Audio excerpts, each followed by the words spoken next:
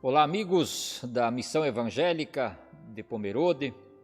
É com satisfação que a gente pode compartilhar mais uma vez alguns minutos, isso que nós temos chamados de estudo bíblico. Eu sei que pode parecer chover no molhado, mas não é um estudo bíblico aprofundado, naturalmente, são somente alguns impulsos. E o texto de hoje, previsto para esse estudo, é Lucas capítulo 13, os versos 1 ao 21. Então, recomendo que leia esse texto antes de ouvir isso aí que a gente vai repartir, porque senão não vai ser de tanto proveito assim. Dizendo ainda que a gente não tem feito aqui a leitura do texto, isso você pode fazer em casa, e dessa forma a gente também consegue fazer o vídeo um pouco mais resumido.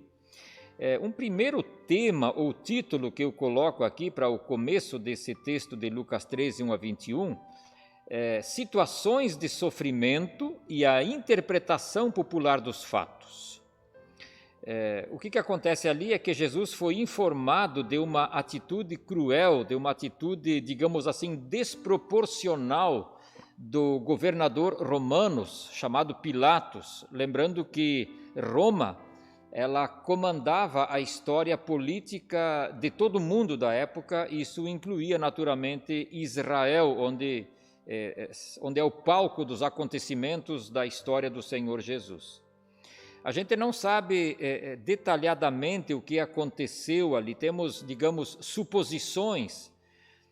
O pensamento é que alguns galileus, ou seja, pessoas que moravam na região norte de Israel, região da Galileia, eles fizeram alguma coisa errada, e é muito provável que durante o sacrifício deles no culto, possivelmente em Jerusalém, no templo, o governador Pilatos mandou executar essas pessoas. Foi uma verdadeira chacina. Ou seja, enquanto eles faziam o seu sacrifício, houve ordem do governador para que eles fossem chacinados, enfim, eliminados, e por isso o texto diz que Pilatos misturou o sangue deles com seus próprios sacrifícios, ou seja, com os sacrifícios que eles mesmos faziam, teve o derramamento do seu sangue mesmo, do seu próprio sangue por ação dos militares ali, da polícia de Pilatos. O que deve ser destacado é o verso 2, onde Jesus diz assim: vocês pensam que esses galileus eram mais pecadores que todos os outros? Ou seja, é por isso que eu falo em interpretação popular dos fatos. Havia, e ainda há hoje, uma interpretação mais ou menos assim. Quando uma pessoa faz coisas erradas, então ele vai ser de alguma forma castigado por Deus. Essa pessoa então vai receber a paga, a recompensa ou o resultado das suas atitudes erradas. E se a atitude for muito errada, for muito desproporcional, então significa que o pecado dessa pessoa era muito grande. E aí Jesus responde essa questão e uma outra também que temos no verso 4, quando Jesus mesmo diz e lembra um fato que havia caído numa outra ocasião uma torre, possivelmente em Jerusalém, e matado, aliás, diz ali o texto claramente em Jerusalém, né?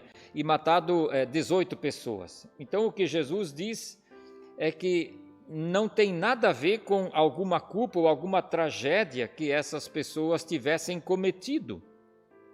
E a interpretação é a seguinte: aquelas pessoas morreram, e aí Jesus diz, olha, se vocês não se arrependerem, vocês vão para o mesmo caminho. Não significa ser morto por Pilatos, ou significa cair uma torre sobre si, mas significa que se eu não me arrepender, se eu não colocar a minha vida em ordem, eu também vou padecer. Aliás, de qualquer forma eu vou padecer.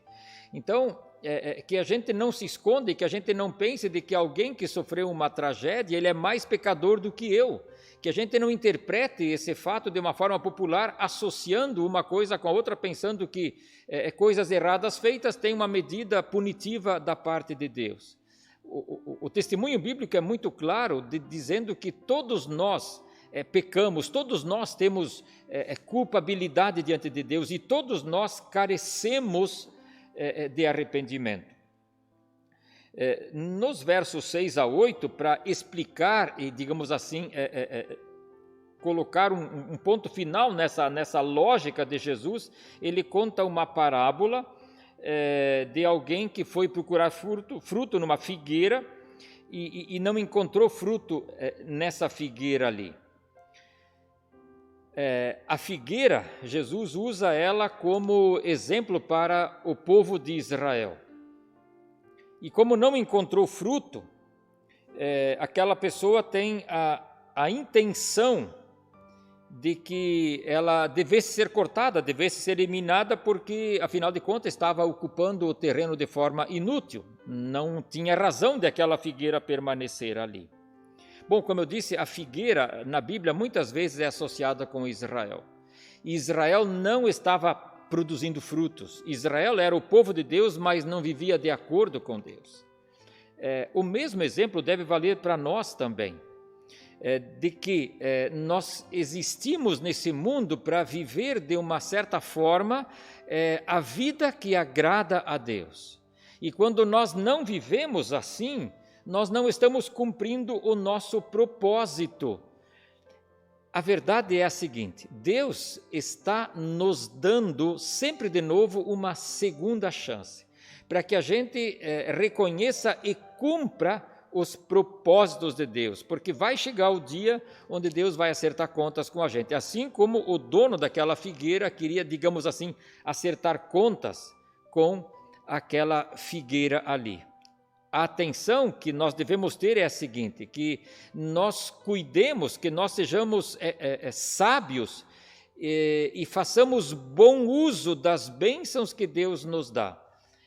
Para que um dia elas não se tornem motivo de que Deus nos condene. Por quê? Porque sabíamos do que deveríamos fazer enquanto cristãos e nos tornamos figueira sem fruto.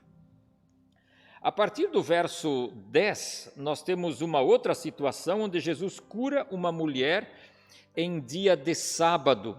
Ali nós temos então os desdobramentos dessa cura que Jesus faz. E uma coisa que chama atenção ali é que ela andava encurvada já por 18 anos por conta de um espírito que a mantinha nessa condição. A primeira tendência nossa é pensar aqui num espírito demoníaco ou alguma coisa como, digamos, na linha de possessão demoníaca. Eu penso que não se trata disso, porque Jesus chega a chamar a mulher de filha de Abraão, e o texto deixa claro de que essa mulher vinha regularmente, periodicamente, na sinagoga, ou seja, era uma casa de oração, uma casa de estudo, de leitura da palavra. Alguém endemoniado não procura oração, não procura comunhão com a palavra, e Jesus ainda chama essa mulher de filha de Abraão. O que temos que entender quando o texto diz um espírito que a mantinha assim, em última instância, todas as doenças, todas elas têm origem no mal, elas têm origem no fato de que a humanidade vive em separado de Deus. O fato é que Jesus tira essa mulher daquela condição indigna, daquela condição lamentável, e dá uma nova condição de vida para ela. O que é de se lamentar é aquilo que a gente lê no texto também, de que os líderes e as pessoas ali presentes acharam que a atitude de Jesus foi ruim, porque ele fez aquilo em pleno sábado. E a conclusão de Jesus é que nos deve abrir os olhos para que a gente entenda o propósito da vida de Jesus na nossa vida. Jesus respondeu para aquelas pessoas: hipócritas, cada um de vocês não desamarra no sábado o seu boi ou o seu jumento do estábulo e o leva dali para dar-lhe água? Então essa mulher, uma filha de Abraão, a quem Satanás mantinha presa por 18 anos, não deveria também ser liberta, mesmo que foi num sábado? E com isso as pessoas não têm mais o que responder. E aqui se mostra, de fato, a nossa hipocrisia, quando muitas vezes nós julgamos os outros com uma régua muito pequena e por alguns pressupostos, por algumas leizinhas que a gente alimenta, e esquece da lei do amor, da lei da misericórdia, que estão acima disso daí. E nos últimos versos, 18 a 21, nós temos duas concepções do reino de Deus por meio de parábolas que Jesus conta. E Jesus pergunta no verso 18, com que se parece o reino de Deus?